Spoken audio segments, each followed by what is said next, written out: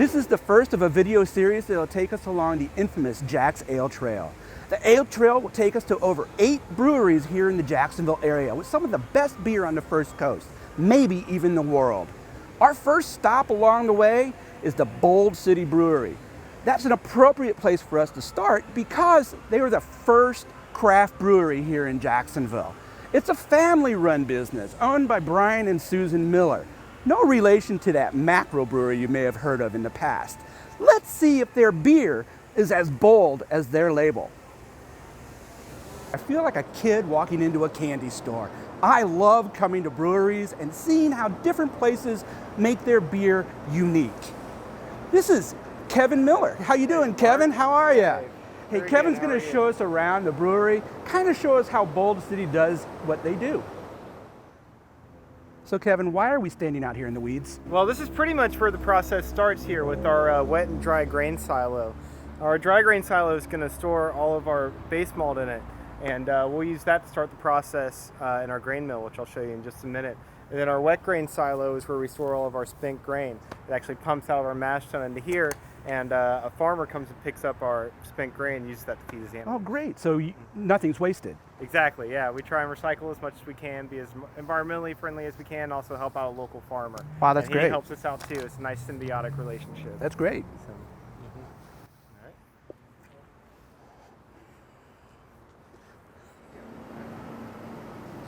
Mark, what we do is we'll feed our grain here into our grain mill. That's going to break the grain down, basically like a wood chipper, and feed it into our mash tun.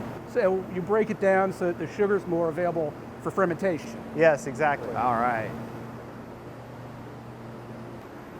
Kevin, what's this big thing we're standing up against? This is our mash tun. This is where we'll dump that grain in that we broke up in our grain mill and make what's called wort, which is basically, the prototype, the start of a beer. And we'll boil that and make wort. We'll take everything we need out of the grain. We'll dump that grain, send it over to our wet grain silo, and our farmer comes and picks that up. And then we'll move everything over to the brew kettle. That's where we add the hops. All right. And then we'll boil it, and then we send it over here to our fermenters. So the fermenter is the next step. Exactly, yeah. Ah. So this is a fermenter over here. Correct, yep. You can tell a fermenter by the cone-shaped bottom. This is where the yeast will eventually settle. And then we'll pull that out before we transfer it over to our bright. This is the longest part of the process. This is typically where the bottleneck is for breweries. If they're talking about adding capacity, they're talking about adding more fermentation tank space. How long does it normally stay in the fermenter? Typically our beer is about a week. Oh, okay. That's why we do all ales. We don't do any lagers. They take about twice as long. So this thing's full of beer? Yes. Can I have some? Yes. I'm actually going to take you some out of this one over here. Great. All right. And this is our super secret stout, which isn't out yet.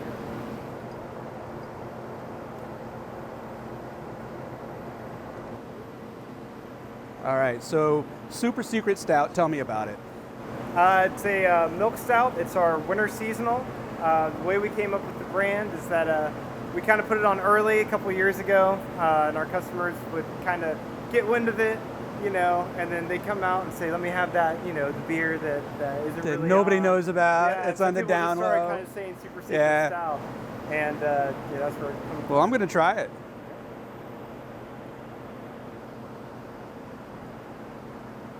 That's an excellent beer right there. Thank you very much. You can see since it's out of the fermenter, it's still a little bit yeasty. It doesn't have a head on it because it hasn't been carbonated in the bright tank yet. Awesome. What's next? All right, so Mark, these are our bright tanks. This is pretty much the end of the process. We'll can or keg our beer straight out of here. This is where it'll get carbonated, get that nice head to it. It takes about 2 or 3 days, and then it's pretty much done.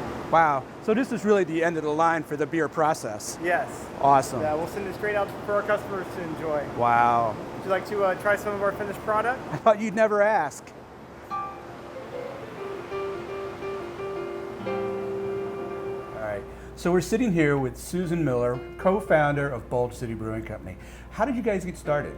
Well, my son and I were both working at Blue Cross Blue Shield of Florida at the time, and he was home brewing, and I just worked at Blue Cross. I was a sweet wine drinker, no beer. I never even had a beer, didn't like it. I bet that's changed, hasn't yeah, it? well, yes, it has changed. And so he sent me an email one day, and he says, "Mom, let's open up a craft brewery." He said, "We only need a few things." Well, we started talking about it, and the more we talked about it, the more serious it sounded like, that we would be about it. So we had to talk to Brian's dad, my husband, to see if he could help us with the funds, because he's the money guy. And so what he did was he got a loan against our house here in the Avondale area, and that's what we started with, just a little bit of money compared to what people are spending on breweries today. So Brian and I did all the work, we did all the research, first craft brewery in Jacksonville since Jack's Beer many years ago. Anyway, we started out in February, went to the conference in April, started seriously working on the business plan, and then opened in October. Now we have Kevin back here. I think he's ready to pour some beer, so we can taste some of the beer, get a little bit of a feel of the kind of beers that you serve here. Sure. Kevin, you gonna hook us up? Try Killer Whale? That sounds great. All right, so Killer Whale, what type of a beer are we drinking here? It's a cream ale. All right. You'll remember maybe Genesee had a cream ale. Yes. And that's probably the most popular cream ale that there is out in the market. So we brought that style back. It had been a while since anyone had brewed it.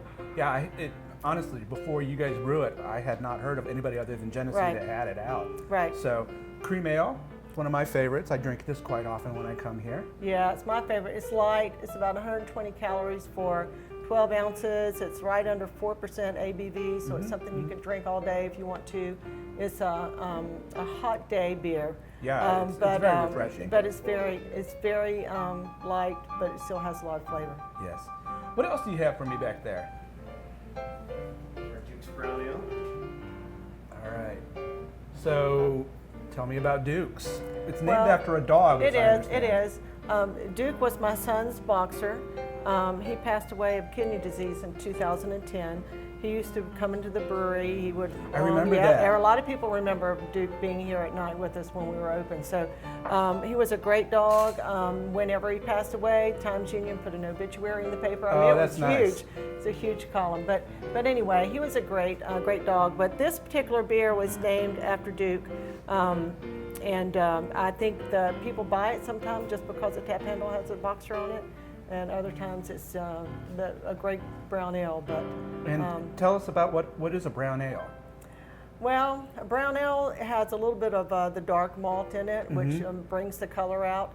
And you've got a lot of brown ales, Newcastle, and you have Smithwick's and things like that. This is more of a malty but sort of sessionable. They call it sessionable beers. It's drinkable, has a lot of flavor. It's not real sweet, not real bitter. So I've noticed sort of a theme here. The styles that you have here don't necessarily conform with a lot of the styles that a lot of other breweries do. Right. It's like I don't see a pale ale here. We do more drinkable beers, I guess you might say. And there's a lot of breweries out there that do the real hoppy stuff or real malty stuff or real dark stuff or barrel aged. And we can do some of that, but it's not what it's not our most prevalent brands are It's very not drinkable. your niche. It's Right, not what right, you do. Right, It's, right. You do a more approachable beer. Right, right, and you have a lot of the breweries that do a great job of that and can provide that for Jacksonville. But yes, we do more drinkable, kind of sessionable, so not going to be too big over the top.